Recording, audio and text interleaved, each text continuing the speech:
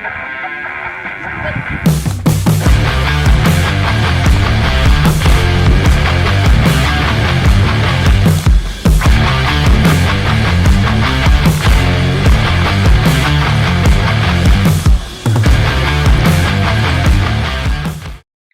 Hi, Joe. How you doing? Yeah, hi Tom. Not too bad, thank you. Surviving in sort of strange times. Yeah, it is a bit strange, but you guys at Locker27 have been doing some pretty good work on the socials, on the Instagram, keeping everybody involved. How's that going? Yeah, that's fine. It's more a question of trying to make sure that people still have an avenue to train and that you can actually make improvements in some of your training, and not be totally limited by the fact that you generally can't get to any gym and don't have any kit. But you can still do a hell of a lot of stuff with body weight and making sure that you're moving, maybe working on some more capacity type things rather than anything else. But I think there's always a potential to get better. It's just being creative and making sure you know what you're doing. Yeah, for sure. I think a lot of people are being quite ingenious and, like you said, creative with what they're doing with different bits of kit, filling up bags and getting finding some space wherever they live that they didn't really realise they had, and actually doing the simple stuff. So it's really, like I said, it's interesting times, strange times as well. But before we go on, just Joe, tell us a little bit about yourself. Tell us a little bit about Locker27. So I've been working for Locker, getting on for 6 to 7 years now, with a bit of a gap in the middle. So I was at Locker when I was first starting out as an S&C coach. So I was with Locker and a few other things, sort of just after my master's degree, and I got to the University of Gloucestershire, and then I was at Locker for a couple of years then, and I went off to work in Singapore for a company called YouFit over there. And during that time, I was also running the men's rugby sevens program for 3 years. So that was good. We went to a couple of C games and played in the Asian series over there. So I was running the S&C program, and then I came back to head up the Locker in terms of the coaching. Cool. So you've been a bit all over the place. What's your history sport-wise? Like what's your sport? Have you done a multitude of sports? So I started off as a rugby player. I was a rugby player for all of my childhood. I dabbled in various other things, but rugby was always the thing I was most passionate about. I was never that good, really, relatively speaking, but I played at an okay level at university and things like that. I heard you had a bit of speed, a bit of gas. bit of speed, bit of gas. Well, you keep telling me that anyway, so I don't know whether that's in my head or not. Well, there was a bit of speed there, but I was unfortunate enough to have several sort of major knee operations, so you find that your gas is severely limited after probably operation 3. So I stopped playing rugby around 22, and then got into road cycling, into mountain biking, all that sort of stuff, because it was an option that was there. Dabbled in a bit of weightlifting, and then kind of just moseyed along from there, really. Cool. So what is it about strength and conditioning and athletic development that you like the most? I think a lot of it stems from when I was broken and sort of rehabbing and stuff like that. You start to read about what the kind of things that you need to be doing, and you realise that there's a huge amount of information out there, and it's so much of it is being able to distill that information and realise what is worth reading and what isn't worth reading. And I think that's a huge part, and a big part of me believes that if I had been prepared properly for the physical demands of the game I was playing, I might not have been quite as injured as I was. So I did suffer with injuries frequently throughout my sort of playing career. So I do believe that if I was better trained as a youth, as an adolescent, I might not have been quite so damaged by the time I got to sort of early 20s. Yeah, so I guess it's a little bit empathetic, really. You want to help people from the pitfalls that maybe you had along the way as well, and show some interest there. But I guess you can align it with lots of different sports and lots of different people from the same world as well. Great. So what I want to talk to you about, I want us to have a good conversation about is strength and conditioning as a whole, what it is, what it looks like, why it's important, but obviously then why is it important for goalkeepers, and throwing a few other questions in there that might be relevant for those of us or those goalkeepers or hockey players in general that are thinking about adding a strength and conditioning program to their week. So first and foremost, it's a really basic question, mate, but what is strength and conditioning and why is it important? So S&C is almost a bit of a strange term in some ways. It's almost a bit of a misnomer in as much as it doesn't necessarily encapsulate absolutely everything that it should do. You can actually think about S&C as more of it's physical preparation, and then you can link that to whatever your demands need to be, whether it's sport, whether it's day-to-day life. Is it sort of a professional thing, or is it an amateur thing? So obviously, as the name would suggest, you've got strength and conditioning. It's part of that. Do you have the requisite power? Can you produce your body strong enough to actually produce the strength and the power to do certain things and to move in a certain way? And then obviously the conditioning side of things is how many times can you repeat that? Are you fit enough for the demands of your task? And again, that can be anything from a 100-meter sprinter to a Tour de France athlete. They still require some form of conditioning, but it's being conditioned to the task at hand, and that's really the most important thing. With us at the Locker, we have kids from as young as sort of 7 and 8 that come to us who obviously are, young kids, and they're not going to be lifting sort of super heavy weights or getting under a bar and doing complex tasks as such.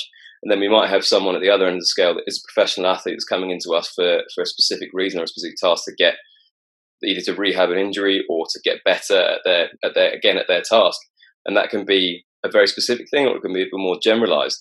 But, we work, like I say, with really young kids who need a super general, super engaging type thing. So lots of throwing and jumping and landing, all that sort of stuff, right through to guys who might need to do a very specific task. So there's loads and loads of different challenges. And obviously we have everyone in between there from a teenage athlete looking to try and get into an elite setup, all the way through to someone who might be kind of competing in marathons, Ironman, cycling races, whatever that is. And they're in the older stages of life, sort of 50s, 60s. So really we have a massive range of people that come into us, which always keeps us on our toes. Yeah, I bet.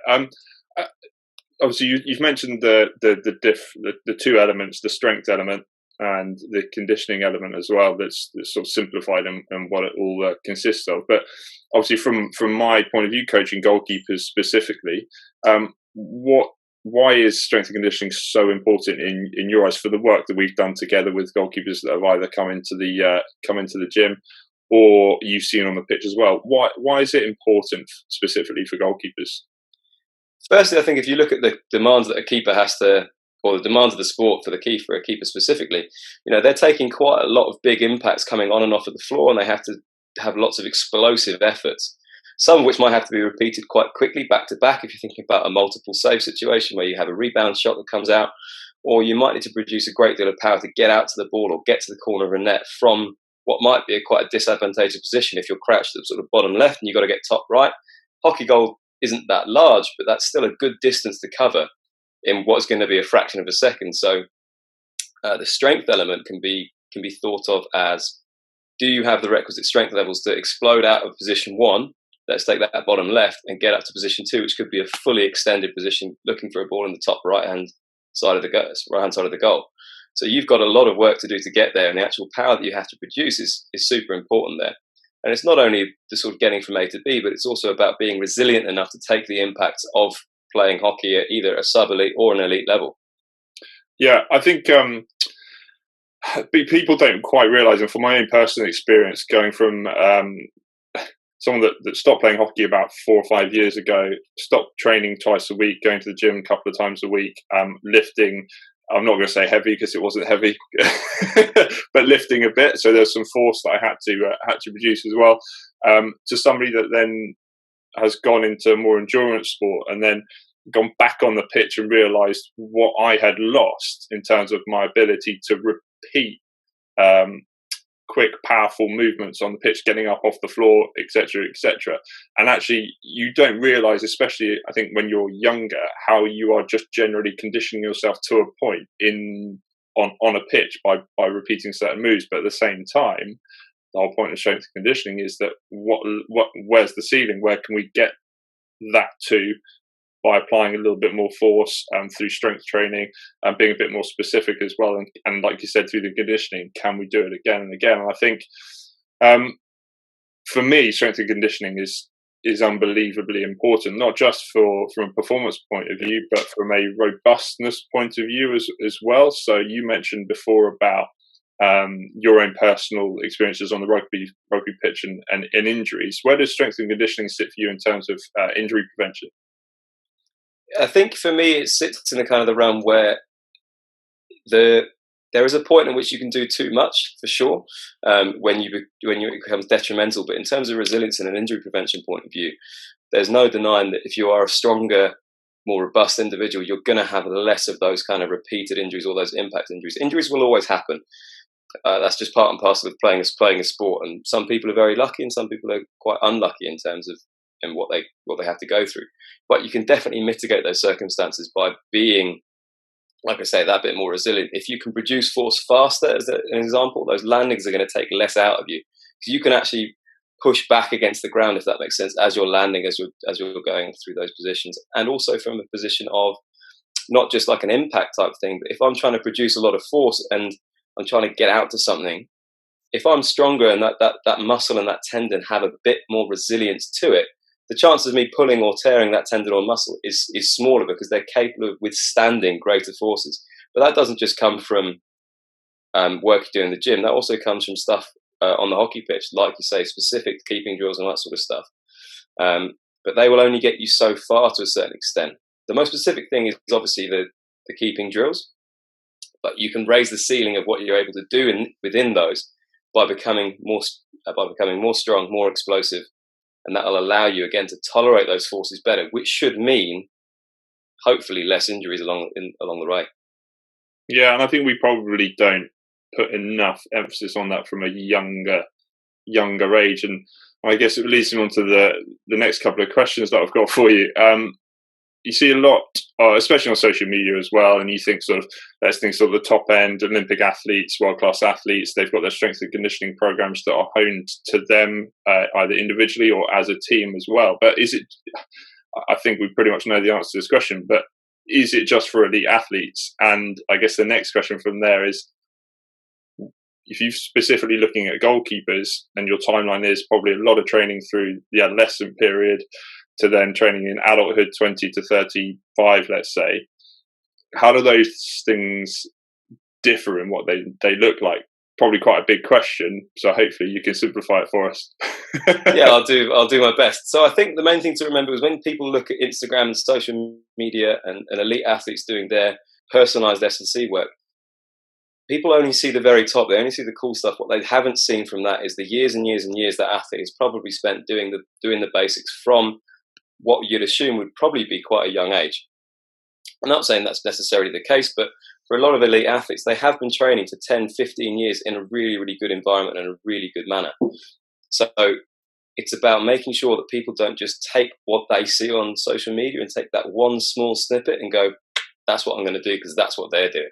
They are doing that, but what they've done beforehand allows them to perform those movements and those amazing things that you see these elite guys doing.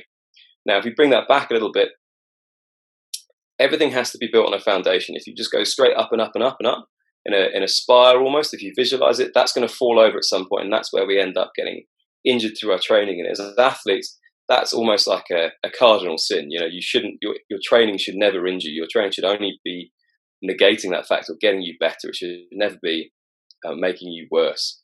And I think that's a really important point. I mean, I think a lot of S&C coaches sometimes almost feel that their thing is the most important thing, but their most important thing is actually that person being on the field.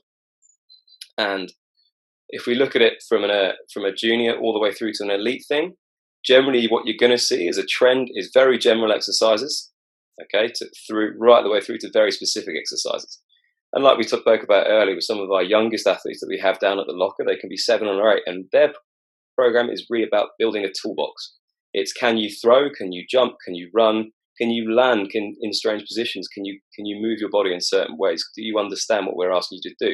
And we'll start there, and that can be just games and fun and hopping and jumping and all that sort of stuff. And then as kids get older and they turn from kids into adolescent athletes, that's when we start to think about being a little bit more specific with the movements we're asking them to do. Then you start to bring in things like, do you have variations of squatting, of single leg movements, of pulling, of pushing, of lateral movements? But that doesn't mean to say that we take out those movement type exercises of throwing, of sprinting, of running, of jumping. And again, we need to build that big foundation over the course of 10 to 15 years. This is a long-term thing. I mean, it's important that you build that big foundation in order for people to be able to build on it. If you don't have that foundation, then it becomes very, very hard to build on. And I think that's where things get lost, looking at that kind of deluge of social media things that people can see. And I fully believe that almost any age that they can follow a task, that you can start doing a quote unquote strength and conditioning program. What it would appear to be would not necessarily be termed strength and conditioning like we're talking about with the younger kids. But again, those things and being able to produce and absorb force in strange ways, like I say, by running, throwing, jumping, landing, that then allows the progression to be doing specific drills going into the elite, and you essentially get more and more specific as that athlete ages. One of the things we look for as an S&C coach is not just like a biological age or a training age. We also look at, not a biological age or a chronological age. We also look at a training age. So we might have an 18-year-old who is a superb athlete, but he's never sort of stepped foot in the gym before. We can't then go straight to the kind of the movements that we might necessarily want to do with an athlete who's an 18, say, elite level goalkeeper. We'd still need to teach him the foundations, because otherwise we're shooting way, way higher than we need to. We can still get fantastic gains in strength, power, speed, resilience, just by doing the basics at that point. Only when have you sort of nailed on the basics and got through all of those movements do you need to start worrying about getting super specific, like the things you see on social media. Yeah, you've done really well at actually answering the next 3 or 4 questions that I had for you. To be honest, Joe, and which is brilliant. And I'm just trying to get my if I'm either a coach or a goalkeeper myself at varying levels, whether I'm just starting out or I'm slightly older. How is this going to be relevant for me? And I think specifically in the situation where we are at the moment, we've obviously had discussions with what we could be doing right now in isolation when you don't have the things that you would normally have access to, and all the things you've just been speaking about with your, let's say, for lack of a better expression, let's say your sort of fundamental foundation type movements, and how can you add load to your training session where you need it. We spoke a little bit about single leg squats, things like that, things that we can do more easily from home. Is there things like that you can help sort of explain a little bit more about, so that people can do them themselves in isolation at the moment? Yeah, absolutely. So I think with a lot of the movements in order to make them harder, people kind of get a bit lost without the main kind of variable, which is normally intensity. Intensity in S&C we deem as load, or a percentage of 1 repetition maximum, something like that. And people can sometimes get quite lost if they can't progress their intensity, but there are a number of ways that you can do it. And intensity doesn't always have to mean load. So if we talk about progressing regular, kind of quote unquote exercises, things that you see in the gym every day, squatting, push-ups, pull-ups, etc. If we don't have access to load, we can do lots of different things to change that up. So in terms of using a squat as an example, or moving from a back squat to things like a pistol squat or a skater squat or a lateral squat, or things like that, where you're on one leg and then that one leg has to do double the amount of work. And it becomes very, very tough very, very quickly if you're kind of performing those movements with the same range, control and intent that you'd be performing a back squat at. People kind of look at some single leg movements, some unilateral movements and bodyweight stuff as it won't be heavy enough. But there's nearly always a modification that you can put on there that will make it pretty, pretty tough. Even if you're particularly good at single leg squatting, if you perform that with an elevated heel, so you're kind of performing it just balancing on your forefoot, and that puts loads more stress to the knee itself in a good way, not necessarily a bad way, then you can change that single leg squat to be really, really tough, and you haven't added any external load. You've only changed the position in which you're in. And again, that goes for a lot of stuff. You can also use things like isometrics to add intensity. So if you're pulling or pushing against an immovable object, imagine you're trying to push down the wall of your house. That can give you a really good opportunity to work a muscle at its maximum capacity. But again, you don't need weight. You don't need anything other than a wall. But check that wall's stable first, obviously. And then you've also got things like density and volume. So if we're looking at density, you can do more work in the same time. So that can give you a stronger stimulus in terms of like a capacity type thing. And then volume is simply just doing more of it. So you can do more of that work. But again, if we're not talking about gym exercises, for me, this kind of isolation, so long as you have an available area that's safe and you can kind of adhere to all the things you need to adhere to, this is the perfect opportunity to work on speed, because speed requires nothing more than a bit of space. And that and maximal sprinting and maximal speed work is some of the most intense stimuluses you can put your body through. but it's something that gets missed out a lot because people want to get into the gym a lot and they want to shift big weights and stuff like that.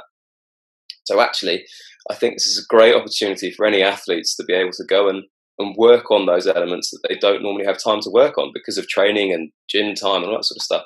Get out there and sprint and change direction. Yeah, and I'd also sort of throw something into that as well that you've just mentioned about the things that you don't have time to do, but actually we're just registering how important they are. So perhaps why aren't we doing them anyway? And whenever we've got you in to help us with some sessions and educate some goalkeepers on things like sprint mechanics and mobility and that sort of thing, and giving them some other things to think about and work on, especially some of our younger goalkeepers as well. So it helps with their education. We always say at the end, if you do 5-10 minutes of this every session, think about how much volume you'll be putting into the rest of your season when you're training 2-3 times a week or training twice in one game. Like, you're adding that half an hour block toward in your training week. And it might just be something to do with your impact on the floor or any sort of other conditioning that you do with either trying to create more force or whatever it is. I'm talking to the expert here. You know what I'm talking about. And how that will be really important. Yes, this is a really good time for us to be adding those things in, but I also think we could and should be doing them anyway, which is why I think, gimmicks aside, absolutely, it's super important for us to do. I mean, I'm fortunate enough to have a little bit of space outside where we've been doing some videos for our goalkeepers, and anybody else who wants to look at them on YouTube and follow a bit of a program, and some of that you guys have helped us with as well. I've got that space, but if you don't and you do want to do a session, as you're saying, in whether it's sprint mechanics, you literally need. Well, we've done a lot of work in a space that's only as wide as your hand span, really, your arm span, which is really useful, really simple. But like I said, does show us what potentially we could be doing on the pitch when it's normal times we're out of lockdown. Yeah, totally. So I mean, obviously some of the things that we've worked together on when I've come and sort of had chats with your goalkeepers and things like that is that basic sort of plyometric type stuff. So plyometrics are termed as sort of a very fast muscular contraction that basically teaches your body to be more elastic. So if we think about the body acting as a bit more of a spring, the more springy you can get and the more kind of elastic you can be. Some of the qualities that can be built up from that are fantastic. And again, that comes back around to our speed and our power. If we can teach ourselves to be nice and stiff and springy when we hit the floor and things like that, it can really, really help us with that push off of the line. And again, these things don't take a lot of time, and it's about consistent and constant exposure. And as you mentioned, those warm-up times for me are especially important, especially for keepers, because you're probably not going to be doing some of those sort of on-field drills that the guys that are starting to do in warm-ups and stuff like that. So this is a really great opportunity to develop those power levels and develop those plyometric contractions that we're talking about. And again, like you said, you need no more than a square meter and a solid bit of floor with some headspace. You can work on jumps, you can work on pogos, on single leg, on double leg, lots of rebounding stuff, and it really doesn't need to be any space. And it's a perfect time right now where we don't have access to kit and we don't necessarily have access to space to work on those things and think about what can you implement into your warm-ups when you do get back to playing hockey, which is where we all want to be.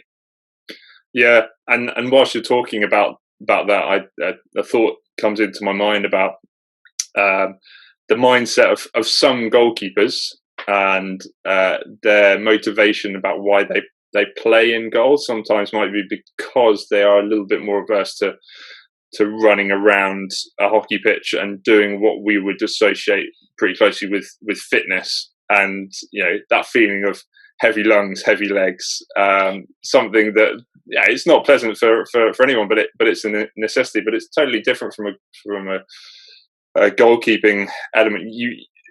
Fundamentally you'll need a base, won't you? You'll need a base capacity, aerobically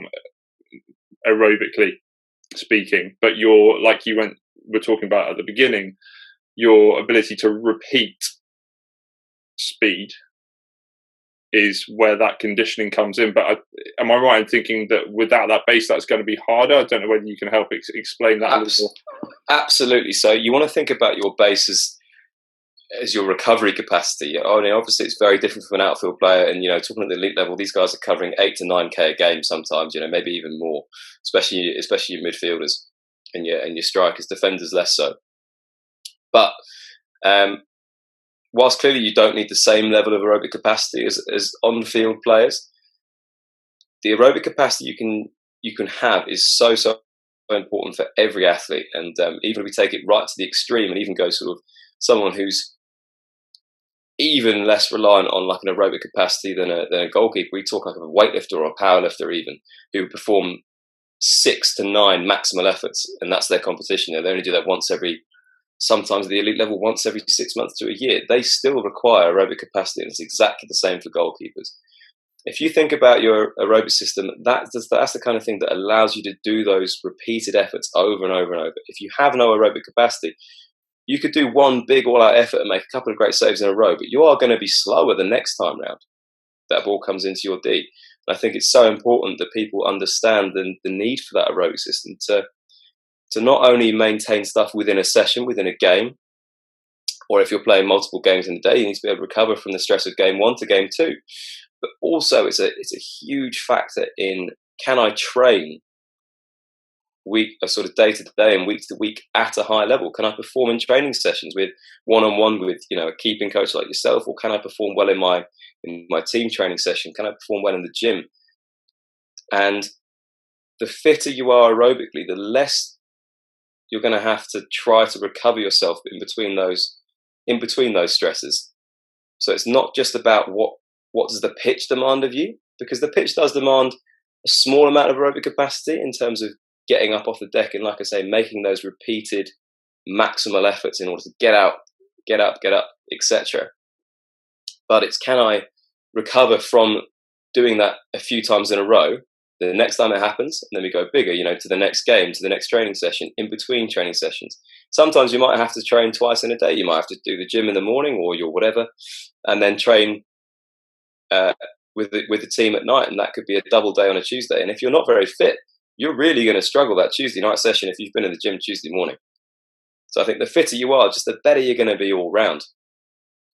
And could you, let's say there's a practical example to go with that. So let's say you've got, in an ideal world, you've got 2 gym sessions a week that are either strength or power related or conditioning related, but you've got an aerobic based session in there somewhere. In a really simplistic way, what could that look like?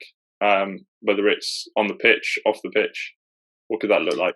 I think for me, it's one of those where actually the choice can be massively athlete dependent. It depends on what you like. If you really enjoy getting on the bike, or even if you don't necessarily enjoy it, but that's the least, that's the thing you dislike the least, then that's something you can do. It doesn't have to be running based. It doesn't have to be shuttle based. It can even be getting on a bike. It can be performing some form of circuit training where you're keeping your heart rate at a medium sort of level. So what we term as sort of zone 2 to 3, which isn't particularly hard work, but it's about keeping that aerobic system topped up. It doesn't have to be, like you say, that heavy legs, heavy lungs, really hammering yourself, because that's going to be tough. And again, like you say, sometimes people don't enjoy that. And I don't think it's necessarily, for keepers especially, it's not a sort of an absolute requirement to really hammer into those sessions. But I think those 45 minutes to 90-minute aerobic sessions, that's probably where you're going to find the most benefit in terms of a recovery point of view. And if you're moving in different ways, say, for example, we take a circuit where you're doing some jumps, some swings, some push-ups, some pull-ups, a few body weight squats. There's not a huge amount of load involved, but if you move continually through those, say, potentially 10 movements for 40 minutes or so, it can actually make you feel much, much better because you've got a bit of a sweat on. You've moved in potentially different ways that's sort of giving you some extra mobility work in there as well at the same time. It's giving you some extra flexibility work because you're moving whilst the body's warm in potentially some different movement patterns. And that can only be a good thing in terms of increasing our athleticism and our coordination.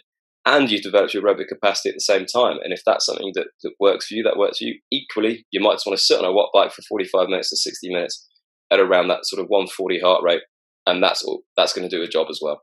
It all comes down to the individual and what is the most tolerable thing for you to do if you are particularly sort of conditioning averse. So you can get some great benefits to your cardiovascular system just by tapping away at what feels like a relatively low effort. There's a great phrase that sort of medium only works in t-shirts. You want your conditioning to be real hard and real nasty, and especially from a keeping point of view, you want your fast days to be fast and your slow days to be slow. Great, I think that's nice and clear, which is I think useful for any goalkeeper or hockey. Well, certainly goalkeepers that are out there at the moment.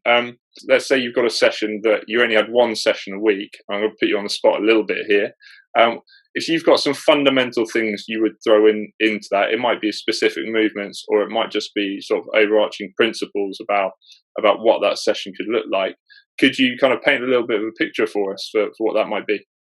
So if you're talking like a 13, 14-year-old guy or girl who's looking to kind of come into that S&C realm, there's some sort of foundational movements that we want to make sure that you're consistently competent at. That doesn't necessarily mean that you have to be lifting big weights, and that's really not the kind of thing we're chasing for a 13 to 14-year-old athlete. What we're really looking for is quality movement. So within that session, assuming that you're able to do a little bit of speed workout on the pitch with kind of your outfield guys, and you are doing some sprinting and things like that, we'd look to do some jumps. So it can start with literally just a counter movement jump. So jump straight up in the air and stick the landing. By stick the landing, we mean absorb that force hard and fast and stay in a good position. So your knees aren't caving, your back's pretty flat, and you're able to absorb that force in, like I said, a good quote unquote position. And so you think about some form of jumping, and again, that can be two legs, that can be one leg, it can be forwards, backwards, sideways, vertical, however, and get good at all of those, be able to jump in all different directions on two legs, on one leg. Again, we'd look to that to be your power type element. And apart from that, we're looking at really building that toolbox, and we want to make sure we're covering a lot of movement within that session. So you generally look for something explosive, which could be covered by our jumps. And then we generally look for some form of knee dominant exercise on two legs or one leg. That could be a squat or a lunge or a single leg squat. And again, there's a lot of different options there. We'd look for a push. So some form of upper body push. So you're pushing things away from, so again, the obvious one is push-ups or dumbbell overhead press or something along those lines. A pull, again, you think chin-ups or rows or a pull under, like a TRX row. Some form of hinge or a hip dominant movement. Again, this can be two legs, it can be one leg. We look at maybe a brace in there. So can you resist movements? And that, again, people think about braces, it has to be a plank, but again, there's lots of different braces. There'll be bracing kind of laterally, as in our side to side movement. Can we brace from a rotation point of view? So can we avoid being pulled in a certain direction? Or it can be as simple as like what you term an anti-extension exercise, like a dead bug or a plank. And then some form of rotation we'd want to have in there as well to make sure that things are sinking. So that could be a med ball throw, it could be a band chop. There's loads of different options again, but we'd look to potentially cover all of those within a single session. And then from there, again, it's about building that toolbox. So if we've done, just as an example, say for example, we've done bilateral squatting. Okay, and that can, again, people think squatting and they see these big guys with huge weights on their back. It doesn't have to be that. There's an enormous number of variations, and it can just be a bodyweight squat or a goblet squat holding a load in front of you, sort of like this. Just have my hands in front of me. And it can be starting there, and then say we'll do that for 3 to 4 weeks, and then potentially we might move into a split squat. So your feet are kind of one in front of the other, and you're bending both knees simultaneously to touch your back into the ground. Again, they're both a knee dominant movement, depending on how you perform a split squat. They're both a knee dominant movement, and we're just building that toolbox. So once you've kind of learned squatting, we'll move on to split squatting, and then we probably might revisit regular squats again, but change it up slightly. So it could be overhead, it could be a front squat. Who knows? You change that load. But the idea would be that not only are those things going to increase your performance in the short term, because you're going to hopefully learn to move better, when that athlete, say 13, 14, has spent a couple of years building this exercise toolbox, when they start to need to load it and really develop that power, or say, for example, they do get picked up by a regional or an or a sort of a national level club or coach or organization, when they're given those S&C programs to go away and do, they can look at that and go, cool, all of those I can do, I'm already competent at them. And then you're going to be able to develop those qualities when you need them, because you've done all the learning already. And that's actually quite a good way of looking at it. You want to think about those first couple of years in, quote unquote, a strength and conditioning program as building your toolbox, learning what you need to do. And so that when you do need to actually really start to produce those forces, when you start playing senior hockey, and the demands of the game are greater, you have the ability to train at a level that's going to be beneficial, and you're not having to go right back to a light bar and learn those exercises, because you know exactly what you're doing already. You know the exercise, you know how to perform, and what's more, you know how to read that program. It's not just a physical literacy thing, it's being able to look at an S&C program and go, okay, cool, sweet, I understand that 3 by 8 at 70% means 3 sets of 8 reps at 70% of my 1 rep maximum. There's loads of stuff in that, and I think what's really good is that all these things are quite simple to do in even if you don't have access to a gym as well, whether you're in isolation or not. So that's really useful to be able to know and actually value that side of it too. Well, but to recap, strength and conditioning, we spoke about that at the start. Why is it important? Obviously, it is hugely important from anybody that wants to remain on the pitch from an injury prevention point of view, but also increase their performance and it also keep enjoying their sport by staying on the pitch as well. And how that looks from an elite point of view, and how that looks from someone that's beginning their sort of strength and conditioning journey. But also, the thing that I'm picking up most about all of this is that it takes time, and you got to be patient with it. It doesn't have to be this big sort of encompassing workload. You can do it little and often, but it will take some time, and you've got to rely on that process a bit. Yeah, absolutely. I mean, the other thing I'd probably mention there is that there is no one metric necessarily that is going to dictate how good a keeper you are from an S&C standpoint. An S&C standpoint is, for me, it is a supporting role. And again, it should only ever be a help. If S&C becomes a hindrance to actually you going out and playing hockey and being a keeper, then that's something that needs to be looked at. And because, if you say, for example, you're a keeper, you get into S&C, and then you decide to chase a 1.5 times bodyweight squat or a 2 times bodyweight squat, whatever it is, that might be useful. It might not be useful. Are you putting all of your effort and your time into chasing that number? That number doesn't really affect how you play on the pitch necessarily. Is it good to have some strength and some power? Absolutely, as we spoke about, it's super important for all the reasons we spoke about earlier. But also, it's not about the number. It's about how good you are as a keeper, and how S&C supports that. You see a lot of times with guys coming into this type of thing, they get really fixated on the number that they're lifting and stuff like that. And actually, remember, that's not the most important thing. Being a keeper is the most important thing. This is only here to support that. Strength is a great thing, but it shouldn't be chased to the detriment of other things. I think that's sometimes where it falls down. Yeah. Joe, listen, this has been absolutely fantastic. Thank you very much for your amazing insight, intelligence, knowledge, experience, and all the rest of it. What you guys are doing down at the Locker is fantastic, and I hope that once service resumes, that everything will be back to normal, and you can keep help developing people with their strength and conditioning goals as well. And I hope that in the future we can also have a few more conversations about slightly more specific things with regards to goalkeeping and helping our goalkeeping community improve themselves around the world as well. So, hey, thanks very much, and we'll see you really soon. No, it's been a pleasure. Thanks, mate. Cheers, Joe.